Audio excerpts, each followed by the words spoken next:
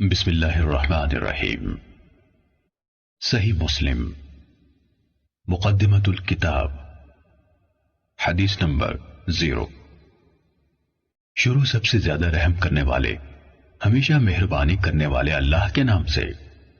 تمام تر حمد و ثنا سارے جہانوں کے پالنے والے اللہ کے لیے اور بہترین جزا تقوی اختیار کرنے والوں کے لیے ہے۔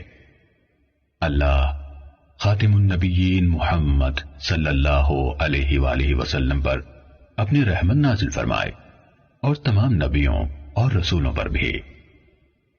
اس کے بعد اللہ آپ پر رحم فرمائے۔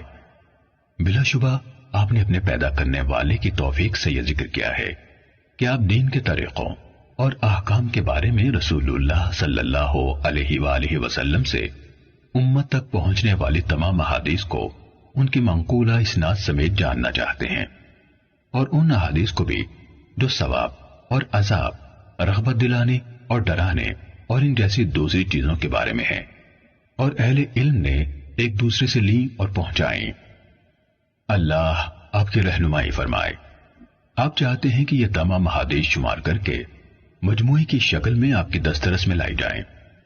آپ نے مجھ سے یہ مطالبہ کیا ہے کہ میں ان احادیث کو زیادہ تکرار کے بغیر آپ کے لیے ایک تعریف کی شکل میں ملخص کر دوں، کیونکہ آپ سمجھتے ہیں کہ یہ تکرار ان احادیث کو اچھی طرح سمجھنے اور ان سے استنباط کرنے میں آپ کے لیے رکاوٹ کا باعث بنے گا، جو کہ آپ کا اصل مقصد ہے۔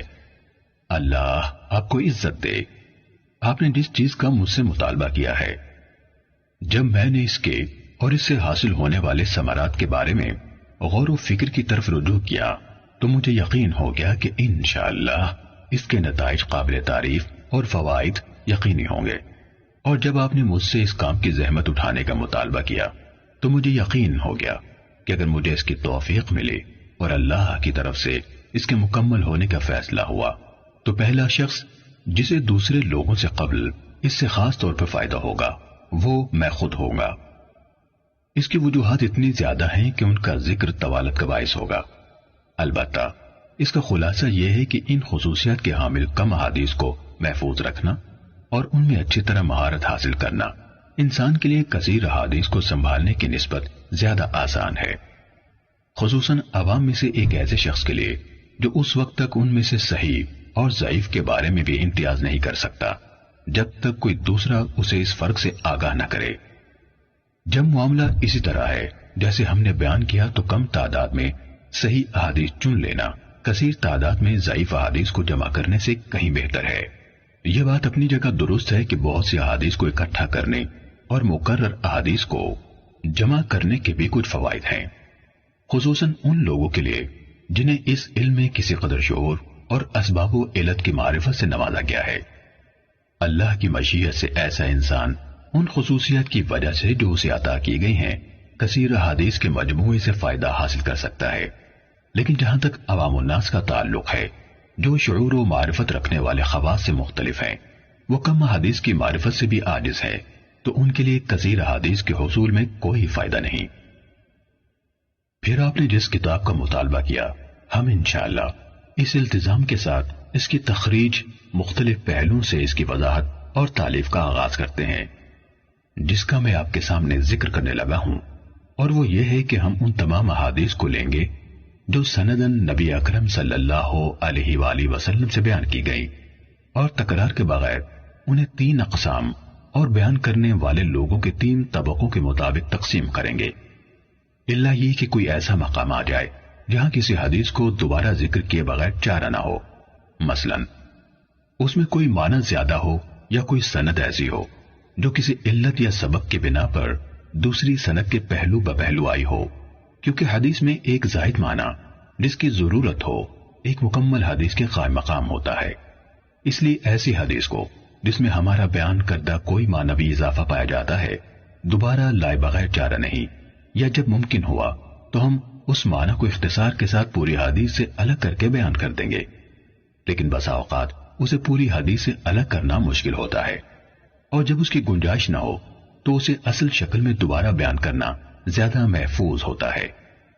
البتہ جہاں ہمارے لیے اسے مکمل طور پر دہرانے سے بچنا ممکن ہوگا اور کامل شکل میں ہمیں اس کی ضرورت نہ ہوگی تو ہم انشاءاللہ اس سے اجتناب کریں گے۔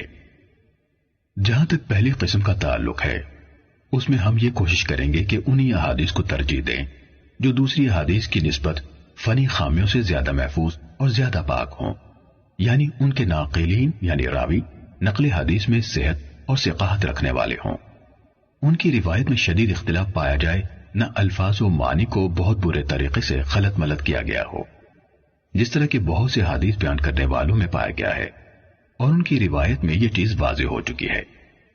جب ہم اس قسم کے ثقہ لوگوں سے مرویات کا احاطہ کر لیں گے تو بعد ازیں ایسی روایات لائیں گے جن کی سندوں میں کوئی ایسے راوی موجود ہوں گے جو طبقہ اولا جیسے راویوں کے حفظ و اتقان سے متصف نہیں، لیکن وہ بھی انہی میں سے ہیں، چاہے ان صفات میں ان سے ذرا کم ہے جن کو ان سے مقدم رکھا گیا ہے، لیکن عفت، صدق اور علم سے شغف رکھنے جیسی صفات ان میں عام ہوں، جس طرح عطا بن صائب، یزید بن ابی زیاد، لیث بن ابی سلیم اور ان کی طرح کے دیگر حاملین آثار اور ناقلین اخبار ہیں۔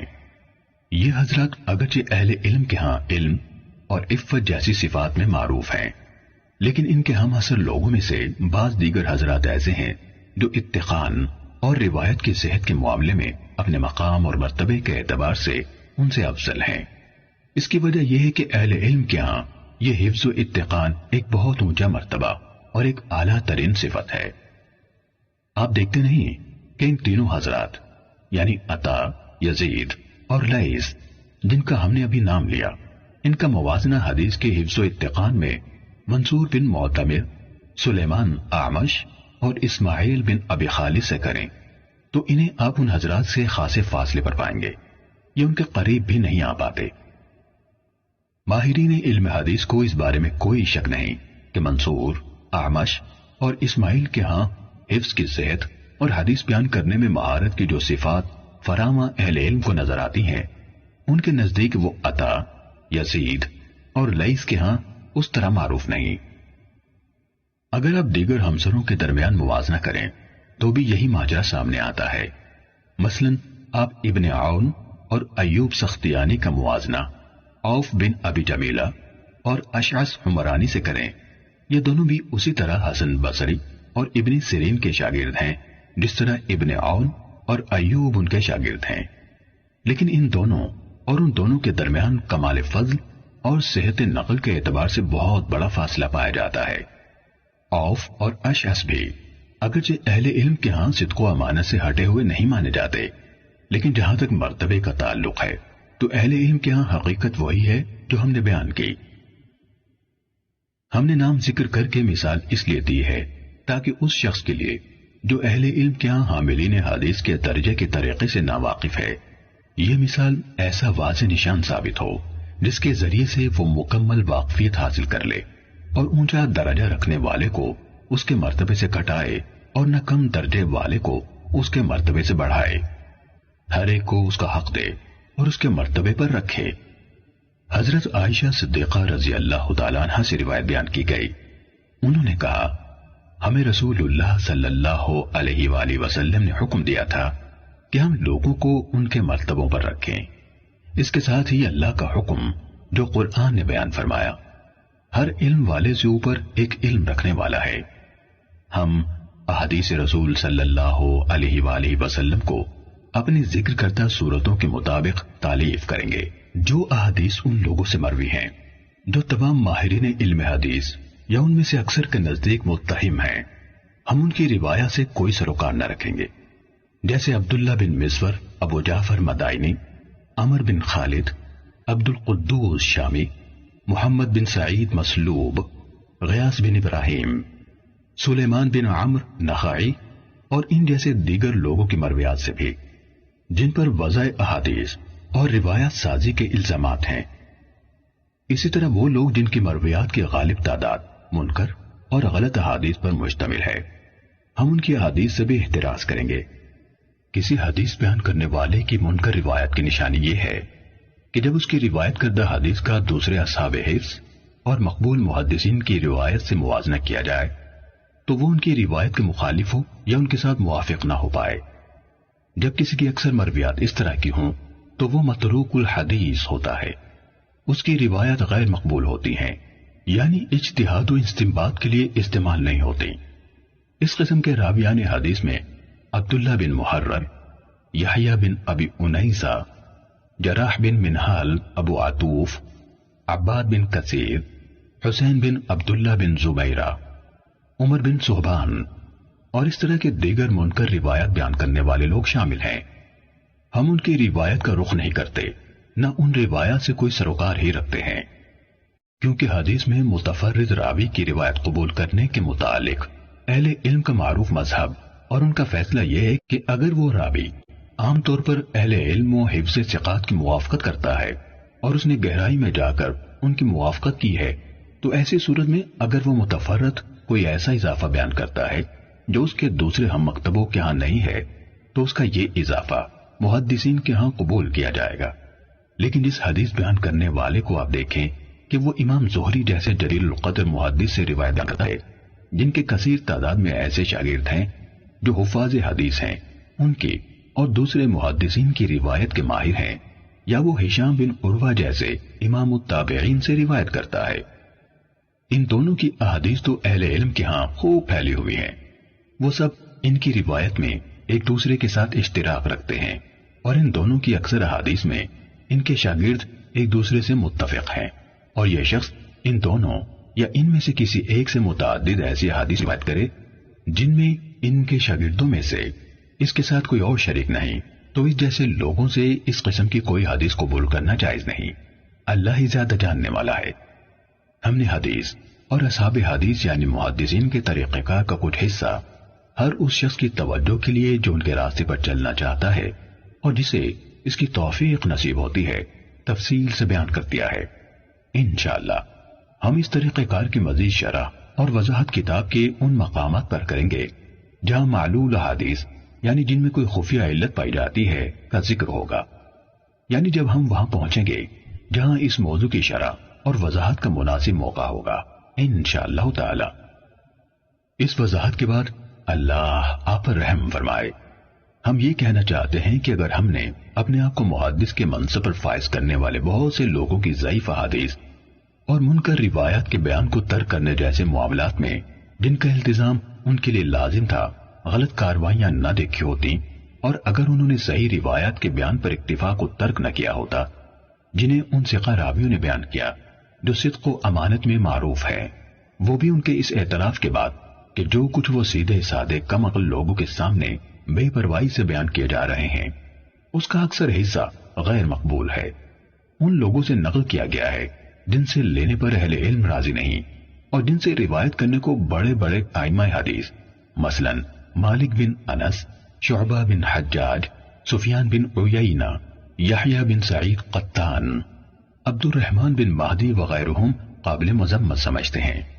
اگر ہم نے یہ سب نہ دیکھا ہوتا تو آپ نے صحیح و ضعیف میں امتیاز اور صرف صحیح کے حصول کے حوالے سے جو مطالبہ کیا ہے اسے قبول کرنا آسان نہ ہوتا، لیکن جس طرح ہم نے آپ کو قوم کی طرف سے کمزور اور مجہول سندوں سے بیان کی گئی منکر حدیثوں کو بیان کرنے اور انہیں ایسے عوام میں جو ان حدیث کے عیوب سے ناواقف ہیں پھیلانے کے بارے میں بتایا، تو صرف اسی بنا پر ہمارے دل کے لیے آپ کے مطالبے کو تسلیم کرنا آسان ہوا۔ ہم سے ابو بکر بن ابی شیبہ نے حدیث بیان کی، کہا ہم سے وکی نے حدیث بیان کی، انہوں نے شعبہ سے، انہوں نے حکم سے، انہوں نے عبد الرحمن بن ابی لیلہ سے، انہوں نے حضرت سمورہ بن جندب رضی اللہ تعالیٰ عنہ سے روایت کی۔ اسی طرح ہم سے ابو بکر بن ابی شیبہ ہی نے حدیث بیان کی، کہا ہم سے وکی نے حدیث بیان کی، انہوں نے شعبہ اور سفیان سے، انہوں نے حبیب سے، انہوں نے میمون بن ابی شبیب سے، اور انہوں نے حضرت مغیرہ بن شعبہ رضی اللہ تعالیٰ عنہ سے روایت کی۔ دونوں نے کہا رسول اللہ صلی اللہ علیہ وسلم نے یہ فرمایا تھا۔ صحیح مسلم حدیث نمبر 1۔ ابو بکر بن ابی شیبہ نیز محمد بن مثنی اور ابن بشار نے کہا ہم سے محمد بن جعفر یعنی غندر نے شعبہ سے حدیث بیان کی، انہوں نے منصور سے، انہوں نے ربعی بن حراج سے روایت کی کہ انہوں نے حضرت علی رضی اللہ عنہ سے سنا، جب وہ خطبہ دے رہے تھے کہا رسول اللہ صلی اللہ علیہ وآلہ وسلم نے فرمایا، مجھ پر جھوٹ نہ بولو، بلا شبہ جس نے مجھ پر جھوٹ بولا وہ جہنم میں داخل ہوگا۔ صحیح مسلم حدیث نمبر 2۔ حضرت انس بن مالک رضی اللہ عنہ سے روایت ہے، کہا مجھے تمہارے سامنے زیادہ احادیث بیان کرنے سے یہ بات روکتی ہے کہ رسول اللہ صلی اللہ علیہ وآلہ وسلم نے فرمایا، جس نے عمدن مجھ پر جھوٹ بولا وہ آگ میں اپنا ٹھکانہ بنا لے۔ صحیح مسلم حدیث نمبر 3۔ حضرت ابو ہریرہ رضی اللہ عنہ سے روایت ہے، کہا رسول اللہ صلی اللہ علیہ وآلہ وسلم نے فرمایا، جس نے عمدن مجھ پر جھوٹ بولا وہ آگ میں اپنا ٹھکانہ بنا لے۔ صحیح مسلم حدیث نمبر 4۔ سعید بن عبید نے کہا ہمیں علی بن ربیہ والبی نے حدیث بیان کی، کہا میں مسجد میں آیا اور اس وقت حضرت مغیرہ بن شعبہ رضی اللہ عنہ کوفہ کے امیر یعنی گورنر تھے۔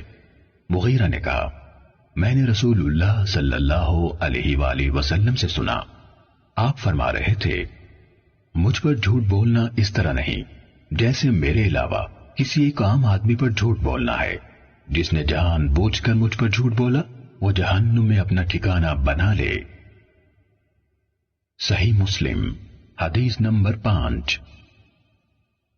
محمد بن قیس اسدی نے علی بن ربیہ اسدی سے، انہوں نے حضرت مغیرہ بن شعبہ رضی اللہ عنہ سے، انہوں نے نبی صلی اللہ علیہ وآلہ وسلم سے اسی طرح روایت کی، لیکن بلا شبہ مجھ پر جھوٹ بولنا اس طرح نہیں جیسے کسی ایک عام آدمی پر جھوٹ بولنا ہے کا جملہ بیان نہیں کیا۔ صحیح مسلم حدیث نمبر 6۔ معاذ عنبری اور عبد الرحمن بن مہدی دونوں نے کہا ہم سے شعبہ نے بیان کیا، انہوں نے خبیب بن عبد الرحمن سے، انہوں نے حفص بن عاصم سے روایت کی، کہا رسول اللہ صلی اللہ علیہ وسلم نے فرمایا آدمی کے جھوٹا ہونے کے لیے یہی کافی ہے کہ وہ ہر سنی ہوئی بات بیان کر دے۔ صحیح مسلم حدیث نمبر 7۔ علی بن حفص نے شعبہ سے، انہوں نے خبیب سے، انہوں نے حفص بن عاصم سے، انہوں نے حضرت ابو ہریرہ رضی اللہ تعالیٰ عنہ سے، انہوں نے نبی صلی اللہ علیہ وسلم سے اس کے مانند روایت کی۔ صحیح مسلم حدیث نمبر 8۔ ابو عثمان نہدی سے روایت ہے، کہا عمر ابن الخطاب رضی اللہ تعالیٰ عنہ نے فرمایا آدمی کے لیے جھوٹ سے اتنا کافی ہے جس کی بنا پر وہ جھوٹا قرار دیا جا سکتا ہے کہ وہ ہر سنی ہوئی بات بیان کر دے۔ صحیح مسلم حدیث نمبر 9۔ ابن وہب نے خبر دی، کہا مالک بن انس نے مجھ سے کہا مجھے معلوم ہے کہ ایسا آدمی صحیح سالم نہیں ہوتا جو ہر سنی ہوئی بات آگے بیان کرتے، وہ کبھی امام نہیں بن سکتا جبکہ وہ ہر سنی ہوئی بات آگے بیان کر دیتا ہے۔ صحیح مسلم حدیث نمبر 10۔ ابو احوص نے عبداللہ بن مسعود رضی اللہ تعالیٰ عنہ سے روایت کی، کہا آدمی کے جھوٹ میں یہی کافی ہے کہ وہ ہر سنی ہوئی بات بیان کر دے۔ صحیح مسلم حدیث نمبر 11۔ محمد بن مسنہ نے کہا میں نے عبد الرحمن بن مہدی سے سنا، کہہ رہے تھے آدمی اس وقت تک امام نہیں بن سکتا کہ لوگ اس کی اقتداء کریں یہاں تک کہ وہ سنی سنائی باتوں کو بیان کرنے سے باز آ جائے۔ صحیح مسلم حدیث نمبر 12۔ سفیان بن حسین سے روایت ہے کہ ایاس بن معاویہ نے مجھ سے مطالبہ کیا اور کہا میں تمہیں دیکھتا ہوں تم قرآن کے علم سے شدید رغبت رکھتے ہو، تم میرے سامنے ایک سورہ پڑھو اور اس کی تفسیر کرو تاکہ جو تمہیں علم ہے میں بھی اسے دیکھوں۔ کہا میں نے ایسا کیا تو انہوں نے مجھ سے فرمایا جو بات میں تم سے کہنے لگا ہوں اسے میری طرف سے ہمیشہ یاد رکھنا، ناپسندیدہ یعنی منکر روایات کو بیان کرنے سے بچنا، کیونکہ ایسا نہ ہونے کے برابر ہے کہ کسی نے یہ کام کیا ہو یعنی منکر روایات بیان کی اور وہ اپنی ذات میں ذلیل نہ ہوا ہو اور اس کی بیان کردہ حدیث کو جھوٹا نہ سمجھا گیا ہو۔ صحیح مسلم حدیث نمبر 13۔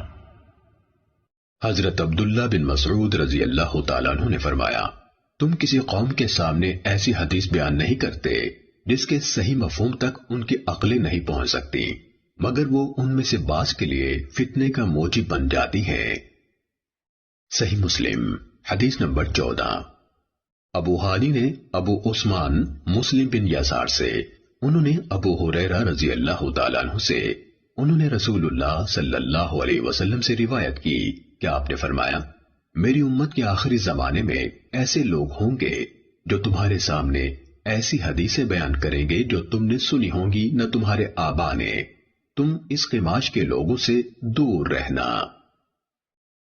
صحیح مسلم حدیث نمبر 15۔ شراحیل بن یزید کہتے ہیں، مجھے مسلم بن یسار نے بتایا کہ انہوں نے ابو ہریرہ رضی اللہ تعالیٰ عنہ کو یہ کہتے ہوئے سنا کہ رسول اللہ صلی اللہ علیہ وسلم نے فرمایا، آخری زمانے میں ایسے دجال یعنی فریب کار کذاب ہوں گے جو تمہارے پاس ایسی احادیث لائیں گے جو تم نے سنی ہوں گی نہ تمہارے آبا نے، تم ان سے دور رہنا، کہیں وہ تمہیں گمراہ نہ کر دیں اور تمہیں فتنے میں نہ ڈال دیں۔ صحیح مسلم حدیث نمبر 16۔ عامر بن عبدہ سے روایت ہے، کہا حضرت عبداللہ بن مسعود رضی اللہ تعالیٰ عنہ نے فرمایا، بلا شبہ شیطان کسی آدمی کی شکل اختیار کرتا ہے، پھر لوگوں کے پاس آتا ہے اور انہیں جھوٹ پر مبنی کوئی حدیث سناتا ہے، پھر وہ بکھر جاتے ہیں۔ ان میں سے کوئی آدمی کہتا ہے، میں نے ایک آدمی سے حدیث سنی ہے، میں اس کا چہرہ تو پہچانتا ہوں پر اس کا نام نہیں جانتا، وہ حدیث سنا رہا تھا۔ صحیح مسلم حدیث نمبر 17۔ طاؤس نے حضرت عبداللہ بن عمر بن العاص رضی اللہ تعالیٰ عنہما سے روایت کی، کہا سمندر کی تہ میں بہت سے شیطان قید ہیں جنہیں حضرت سلیمان علیہ السلام نے باندھا تھا، وقت آ رہا ہے کہ وہ نکلیں گے اور لوگوں کے سامنے قرآن پڑھیں گے۔ صحیح مسلم حدیث نمبر 18۔ ہشام بن حجیر نے طاؤس سے روایت کی، کہا یہ یعنی ان کی مراد بشیر بن کعب سے تھی، حضرت ابن عباس رضی اللہ تعالیٰ عنہما کے پاس آیا اور انہیں حدیثیں سنانے لگا۔ ابن عباس رضی اللہ تعالیٰ عنہما نے اس سے کہا، فلاں فلاں حدیث دہراؤ، اس نے دہرا دی، پھر ان کے سامنے احادیث بیان کی۔ انہوں نے اس سے کہا، فلاں حدیث دوبارہ سناؤ، اس نے ان کے سامنے دہرا دی۔ پھر آپ سے عرض کی، میں نہیں جانتا کہ آپ نے میری بیان کی ہوئی ساری احادیث پہچان لی ہیں اور اس حدیث کو منکر جانا ہے یا سب کو منکر جانا ہے اور اسے پہچان لیا ہے۔ حضرت ابن عباس رضی اللہ تعالیٰ عنہما نے اس سے کہا، جب آپ صلی اللہ علیہ وسلم پر جھوٹ نہیں بولا جاتا تھا، ہم رسول اللہ صلی اللہ علیہ وسلم سے احادیث بیان کرتے تھے، پھر جب لوگ ہر مشکل اور آسان سواری پر سوار ہونے لگے یعنی بلا تمیز صحیح و ضعیف روایت بیان کرنے لگے تو ہم نے براہ راست آپ صلی اللہ علیہ وسلم سے حدیث بیان کرنا ترک کر دیا۔ صحیح مسلم حدیث نمبر 19۔ محمد بن رافع، عبد الرزاق ابن طاؤس کے بیٹے نے اپنے والد طاؤس سے، انہوں نے حضرت ابن عباس رضی اللہ عنہما سے روایت کی، انہوں نے کہا، ہم رسول اللہ صلی اللہ علیہ وآلہ وسلم کی احادیث حفظ کرتے تھے اور رسول اللہ صلی اللہ علیہ وآلہ وسلم سے مروی حدیث کی حفاظت کی جاتی تھی، مگر جب سے تم لوگوں نے بغیر تمیز کے ہر مشکل اور آسان پر سواری شروع کر دی تو یہ معاملہ دور ہو گیا، یعنی یہ بعید ہو گیا کہ ہماری طرح کے محتاط لوگ اس طرح بیان کردہ احادیث کو قبول کریں پھر یاد رکھیں۔ صحیح مسلم حدیث نمبر 20۔ مجاہد سے روایت ہے کہ بشیر بن کعب ادوی حضرت عبداللہ بن عباس رضی اللہ عنہما کے پاس آیا اور اس نے احادیث بیان کرتے ہوئے کہنا شروع کر دیا، رسول اللہ صلی اللہ علیہ وسلم نے فرمایا، رسول اللہ صلی اللہ علیہ وآلہ وسلم نے فرمایا۔ حضرت ابن عباس رضی اللہ عنہما نے یہ رویہ رکھا کہ نہ اس کو دھیان سے سنتے تھے نہ اس کی طرف دیکھتے تھے۔ وہ کہنے لگا، اے ابن عباس، میرے ساتھ کیا معاملہ ہے؟ مجھے نظر نہیں آتا کہ آپ میری بیان کردہ حدیث سن رہے ہیں، میں آپ کو رسول اللہ صلی اللہ علیہ وآلہ وسلم سے حدیث سنا رہا ہوں اور آپ سنتے ہی نہیں۔ حضرت ابن عباس رضی اللہ عنہ نے فرمایا، ایک وقت ایسا تھا کہ جب ہم کسی کو یہ کہتے سنتے رسول اللہ صلی اللہ علیہ وسلم نے فرمایا تو ہماری نظریں فوراً اس کی طرف اڑ جاتی اور ہم کان لگا کر غور سے اس کی بات سنتے۔ پھر جب لوگوں نے بلا تمیز ہر مشکل اور آسان پر سواری شروع کر دی تو ہم نے لوگوں سے کوئی حدیث قبول نہ کی سوائے اس حدیث کے جسے ہم جانتے تھے۔ صحیح مسلم حدیث نمبر 21۔ ابن ابی ملائکہ سے روایت ہے، کہا میں نے حضرت عبداللہ بن عباس رضی اللہ عنہما کی طرف لکھا اور ان سے درخواست کی کہ وہ میرے لیے ایک کتاب لکھیں اور جن باتوں کی صحت میں مقال ہو یا جو نہ لکھنے کی ہوں وہ باتیں مجھ سے چھپا لیں۔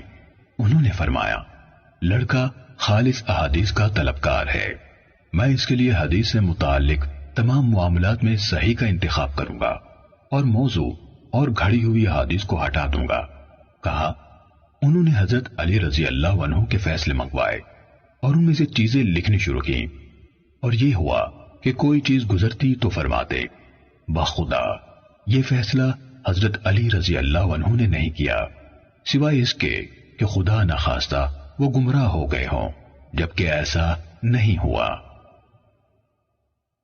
صحیح مسلم حدیث نمبر 22۔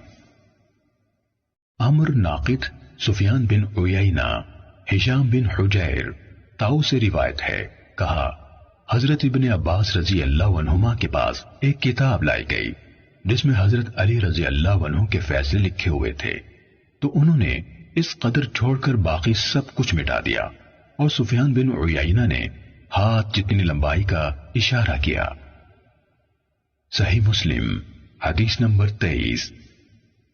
حسن بن علی حلوانی، یحییٰ بن آدم، ابن ادریس، اعمش، ابو اسحاق سے روایت ہے، کہا جب بظاہر حضرت علی رضی اللہ عنہ کا نام لینے والے لوگوں نے حضرت علی رضی اللہ عنہ کے بعد ان کے نام پر یہ چیزیں ایجاد کر لی تو ان کے ساتھیوں میں سے ایک شخص نے کہا، اللہ ان لوگوں کو قتل کرے، انہوں نے کیسا عظیم الشان علم بگاڑ دیا۔ صحیح مسلم حدیث نمبر 24۔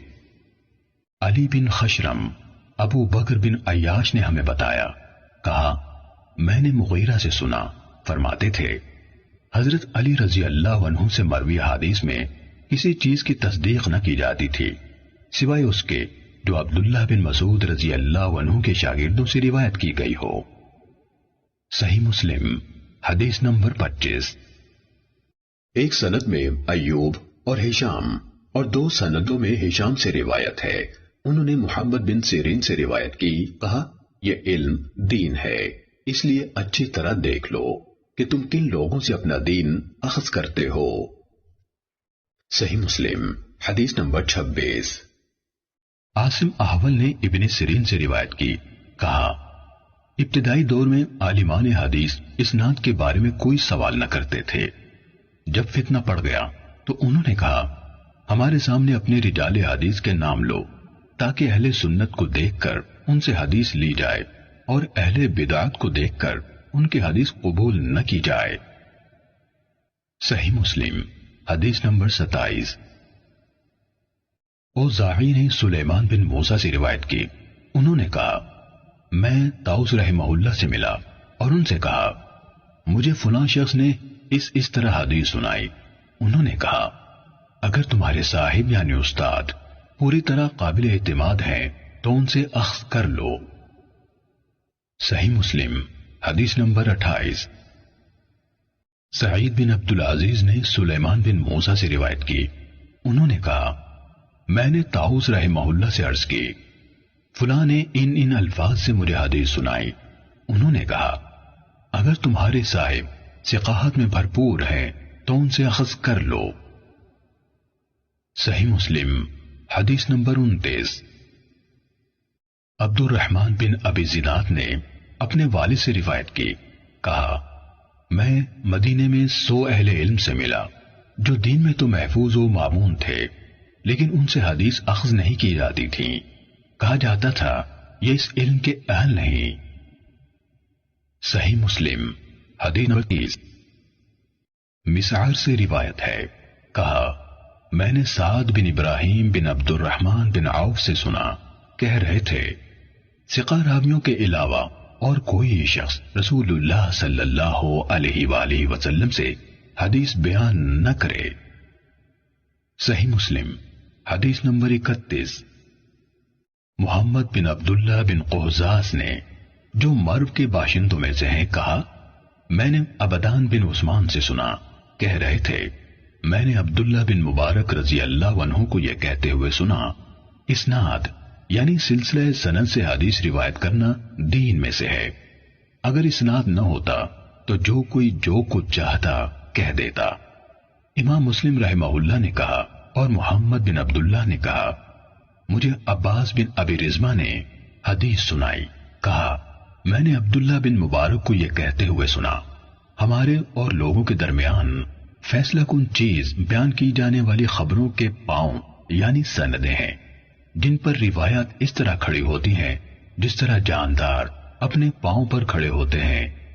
محمد بن عبداللہ بن قہزاز نے کہا میں نے ابو اسحاق ابراہیم بن عیسیٰ طالقانی سے سنا، کہا میں نے عبداللہ بن مبارک سے کہا ابو عبد الرحمن وہ حدیث کیسی ہے جو ان الفاظ میں آئی ہے، نیکی کے بعد دوسری نیکی یہ ہے کہ تم اپنی نماز کے ساتھ اپنے والدین کے لیے نماز پڑھو اور اپنے روزوں کے ساتھ اپنے والدین کے لیے روزے رکھو۔ کہا عبداللہ بن مبارک نے کہا یہ کس کی سند سے ہے؟ کہا میں نے عرض کی یہ شہاب بن خراش کی بیان کردہ حدیث ہے۔ انہوں نے کہا ثقہ ہے۔ پھر کس سے؟ کہا میں نے عرض کی حجاج بن دینار سے۔ کہا ثقہ ہے۔ پھر کس سے؟ کہا میں نے عرض کی رسول اللہ صلی اللہ علیہ وآلہ وسلم نے فرمایا۔ کہنے لگے ابو اسحاق، حجاج بن دینار اور رسول اللہ صلی اللہ علیہ وسلم کے درمیان کٹھن مسافتیں ہیں جن کو عبور کرتے ہوئے اونٹنیوں کی گردنیں کٹ کر گر جاتی ہیں، لیکن صدقہ میت کے لیے فائدہ مند ہے، اس کے بارے میں کوئی اختلاف نہیں۔ محمد نے کہا میں نے علی بن شقیق سے سنا، کہہ رہے تھے میں نے عبداللہ بن مبارک کو سب کے سامنے یہ کہتے سنا عمر بن ثابت کی روایت کی ہوئی حدیث ترک کر دو، کیونکہ وہ سلف صالحین کو گالیاں دیا کرتا تھا۔ صحیح مسلم حدیث نمبر 32۔ ابو نضر ہاشم بن قاسم نے حدیث بیان کی، کہا ہم سے بحیہ کے مولا ابو عقیل یحییٰ بن متوکل نے حدیث بیان کی، کہا میں قاسم بن عبید اللہ بن عبداللہ بن عمر، جن کی والدہ ام عبداللہ بنت قاسم بن محمد بن ابی بکر تھیں، اور یحییٰ بن سعید کے پاس بیٹھا ہوا تھا کہ یحییٰ نے قاسم بن عبید اللہ سے کہا جناب ابو محمد، آپ جیسی شخصیت کے لیے یہ عیب ہے، بہت بڑی بات ہے کہ آپ سے اس دین کے کسی معاملے کے بارے میں کچھ پوچھا جائے اور آپ کے پاس اس کے حوالے سے نہ علم ہو نہ کوئی حل، یا یہ الفاظ کہے نہ علم ہو نہ نگلنے کی کوئی راہ۔ تو قاسم نے ان سے کہا کس وجہ سے؟ یحییٰ نے کہا کیونکہ آپ ہدایت کے دو اماموں ابو بکر اور عمر کے فرزند ہیں۔ کہا قاسم اس سے کہنے لگے جس شخص کو اللہ کی طرف سے عقل ملی ہو اس کے نزدیک اس سے بھی بدتر بات یہ ہے کہ میں علم کے بغیر کچھ کہہ دوں یا اس سے روایت کروں جو ثقہ نہ ہو۔ یہ سن کر یحییٰ خاموش ہو گئے اور انہیں کوئی جواب نہیں دیا۔ صحیح مسلم حدیث نمبر 33۔ بشر بن حکم عبدی نے مجھ سے بیان کیا، کہا میں نے سفیان بن عیینہ سے سنا، کہہ رہے تھے مجھ سے بہت سے لوگوں نے بحیہ کے مولا ابو عقیل سے سن کر روایت کی کہ کچھ لوگوں نے حضرت عبداللہ بن عمر رضی اللہ عنہما کے ایک بیٹے سے کوئی بات پوچھی جس کے بارے میں ان کے علم میں کچھ نہ تھا، تو یحییٰ بن سعید نے ان سے کہا میں اس کو بہت بڑی بات سمجھتا ہوں کہ آپ جیسے انسان سے جبکہ آپ ہدایت کے دو اماموں یعنی عمر اور ابن عمر رضی اللہ عنہما کے بیٹے ہیں، کوئی بات پوچھی جائے اور اس کے بارے میں آپ کو کچھ علم نہ ہو۔ انہوں نے کہا بخدا اللہ کے نزدیک اور اس شخص کے نزدیک جسے اللہ نے عقل دی، اس سے بھی بڑی بات یہ ہے کہ میں علم کے بغیر کچھ کہوں یا کسی ایسے شخص سے روایت کروں جو ثقہ نہیں۔ سفیان نے کہا ابو عقیل یحییٰ بن متوکل بھی ان کے پاس موجود تھے جب انہوں نے یہ بات کی۔ صحیح مسلم حدیث نمبر 34۔ یحییٰ بن سعید نے کہا میں نے سفیان ثوری، شعبہ، مالک اور ابن عیینہ سے ایسے آدمی کے بارے میں پوچھا جو حدیث میں پوری طرح قابل اعتماد یعنی ثقہ نہ ہو۔ پھر کوئی آدمی آئے اور مجھ سے اس کے بارے میں سوال کرے تو ان سب نے کہا اس کے بارے میں بتا دو کہ وہ پوری طرح قابل اعتماد نہیں ہے۔ صحیح مسلم حدیث نمبر 35۔ نضر کہتے ہیں کہ ابن عون سے شہر بن حوشب کی حدیث کے بارے میں سوال کیا گیا۔ اس وقت وہ اپنی دہلیز پر کھڑے تھے۔ وہ کہنے لگے انہوں یعنی محدثین نے یقیناً شہر کو مطعون ٹھہرایا ہے، انہوں نے شہر کو مطعون ٹھہرایا ہے۔ امام مسلم رضی اللہ عنہ نے کہا لوگوں کی زبانوں نے انہیں نشانہ بنایا، ان کے بارے میں باتیں کی۔ صحیح مسلم حدیث نمبر 36۔ ہمیں شبابہ نے بتایا، کہا شعبہ نے کہا میں شہر سے ملا لیکن روایت حدیث کے حوالے سے میں نے انہیں اہمیت نہ دی۔ صحیح مسلم حدیث نمبر 37۔ عبداللہ بن مبارک نے کہا میں نے سفیان ثوری سے عرض کیا بلا شبہ عباد بن کثیر ایسا ہے جس کا حال آپ کو معلوم ہے، جب وہ حدیث بیان کرتا ہے تو بڑی بات کرتا ہے، کیا آپ کی رائے ہے کہ میں لوگوں سے کہہ دیا کروں کہ اس سے حدیث نہ لو؟ سفیان کہنے لگے کیوں نہیں؟ عبداللہ نے کہا پھر یہ میرا معمول ہو گیا کہ جب میں کسی علمی مجلس میں ہوتا جہاں عباد کا ذکر ہوتا تو میں دین کے حوالے سے اس کی تعریف کرتا اور ساتھ یہ بھی کہتا اس سے حدیث نہ لو۔ ہم سے محمد نے بیان کیا، کہا ہم سے عبداللہ بن عثمان نے بیان کیا، کہا میرے والد نے کہا۔ عبداللہ بن مبارک نے کہا میں شعبہ تک پہنچا تو انہوں نے بھی کہا یہ عباد بن کثیر ہے، تم لوگ اس سے حدیث بیان کرنے میں احتیاط کرو۔ صحیح مسلم حدیث نمبر 38۔ فضل بن سہیل نے بتایا، کہا میں نے معلّہ راضی سے محمد بن سعید کے بارے میں جس سے عباد بن کثیر نے روایت کی پوچھا تو انہوں نے مجھے عیسیٰ بن یونس کے حوالے سے بیان کیا، کہا میں اس کے دروازے پر تھا، سفیان اس کے پاس موجود تھے، جب وہ باہر نکل گیا تو میں نے ان یعنی سفیان سے اس کے بارے میں پوچھا تو انہوں نے مجھے بتایا کہ وہ کذاب ہے۔ صحیح مسلم حدیث نمبر 39۔ محمد بن ابی عتاب نے کہا مجھ سے عفان نے محمد بن یحییٰ بن سعید قطان سے حدیث بیان کی، انہوں نے اپنے والد سے روایت کی، کہا ہم نے نیک لوگوں یعنی صوفیہ کو حدیث سے بڑھ کر کسی اور چیز میں جھوٹ بولنے والا نہیں پایا۔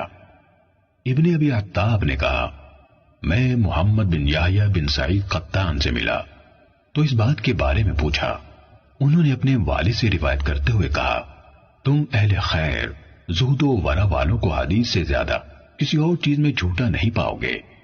امام مسلم نے کہا کہ یحییٰ بن سعید نے فرمایا ان کی زبان پر جھوٹ جاری ہو جاتا ہے، وہ جان بوجھ کر جھوٹ نہیں بولتے۔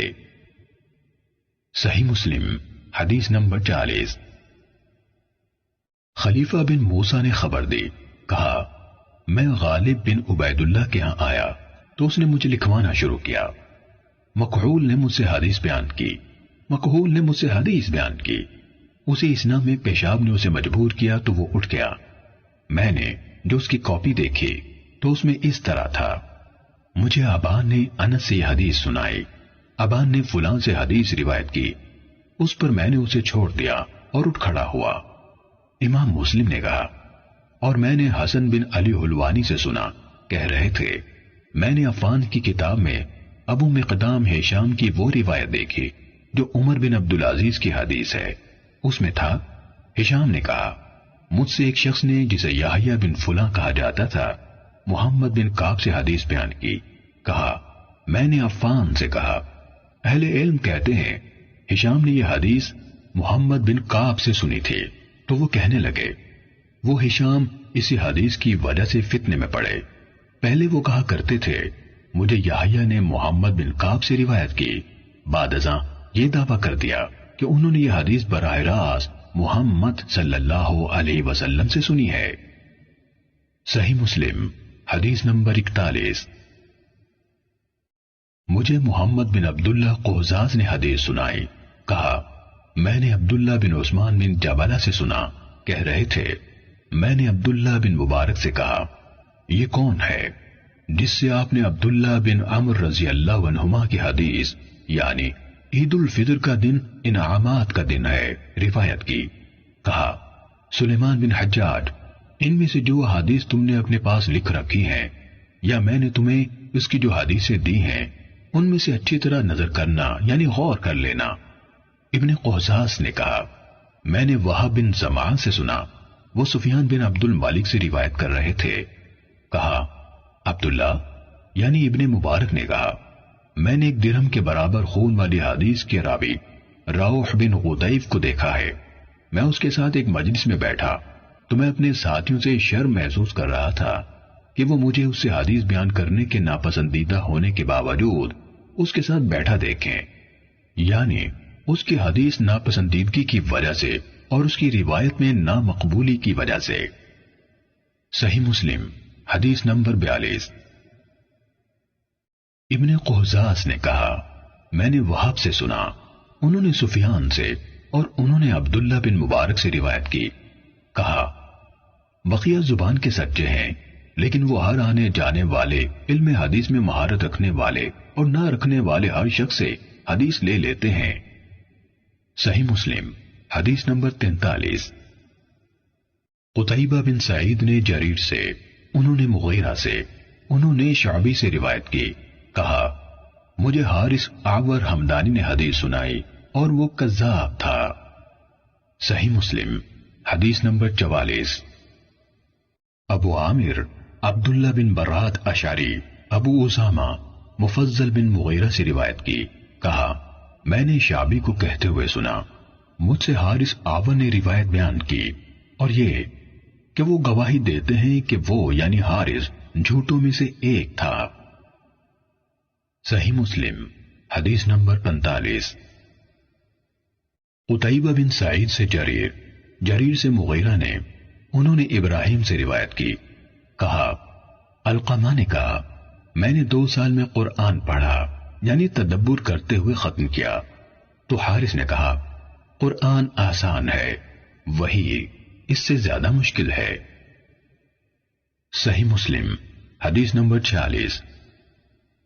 حجاج بن شاعر احمد بن یونس نے ابراہیم نخائی سے روایت کی کہ حارث اعور نے کہا میں نے قرآن 3 سال میں سیکھا اور وہی 2 سال میں، یا کہا وہی 3 سال میں اور قرآن 2 سال میں۔ صحیح مسلم حدیث نمبر 47۔ منصور اور مغیرہ نے ابراہیم سے روایت کی کہ حارث متہم راوی ہے۔ صحیح مسلم حدیث نمبر 48۔ حمزہ زیاد سے روایت ہے، کہا مرہ ہمدانی نے حارث سے کوئی بات سنی تو اس سے کہا تم دروازے ہی پر بیٹھو، اندر نہ آؤ۔ پھر وہ گھر میں داخل ہوئے اور اپنی تلوار اٹھا لی تو حارث نے برا انجام محسوس کر لیا اور چل دیا۔ صحیح مسلم حدیث نمبر 49۔ عبداللہ بن عون سے روایت ہے، کہا ابراہیم نخعی نے ہم سے کہا تم لوگ مغیرہ بن سعید اور ابو عبد الرحیم سے بچ کر رہو، وہ کذاب ہے۔ صحیح مسلم حدیث نمبر 50۔ ہمیں عاصم نے حدیث بیان کی، کہا ہم بالکل نو عمر لڑکے تھے جو ابو عبد الرحمن سلمی کے پاس حاضر ہوتے تھے، وہ ہم سے کہا کرتے تھے ابو احوص کے سوا دوسرے قصہ گوؤں یعنی واعظوں کی مجالس میں مت بیٹھو اور شقیق سے بچ کر رہو۔ شقیق خوارج کا نقطہ نظر رکھتا تھا، یہ ابو وائل نہیں بلکہ شقیق ذبیح ہے۔ صحیح مسلم حدیث نمبر 51۔ جریر کہتے ہیں میں جابر بن یزید جعفی سے ملا تو میں نے اسے حدیث نہ لکھی، وہ رجعت پر ایمان رکھتا تھا۔ صحیح مسلم حدیث نمبر 52۔ مسعر نے کہا ہم سے جابر بن یزید جعفی نے ان بدعتوں سے پہلے جو اس نے گھڑی حدیث بیان کی۔ صحیح مسلم حدیث نمبر 53۔ سفیان نے کہا، جابر نے جس عقیدے کا اظہار کیا اس کے اظہار سے پہلے لوگ اس سے حدیث لیتے تھے۔ جب اس نے اس کا اظہار کر دیا تو لوگوں نے اسے اس کی بیان کردہ حدیث کے بارے میں مطعون کیا اور بعض نے اسے چھوڑ دیا۔ ان سے پوچھا گیا، اس نے کس چیز کا اظہار کیا تھا؟ کہا، رجعت پر ایمان کا۔ صحیح مسلم حدیث نمبر 54۔ جراح بن ملیک کہتے ہیں، میں نے جابر بن یزید جعفی کو یہ کہتے سنا، میرے پاس ابو جعفر یعنی محمد باقر بن علی بن حسین بن علی رضی اللہ عنہم کی 70,000 حدیثیں ہیں جو سب کی سب رسول اللہ صلی اللہ علیہ وآلہ وسلم سے روایت کی گئی ہیں۔ صحیح مسلم حدیث نمبر 55۔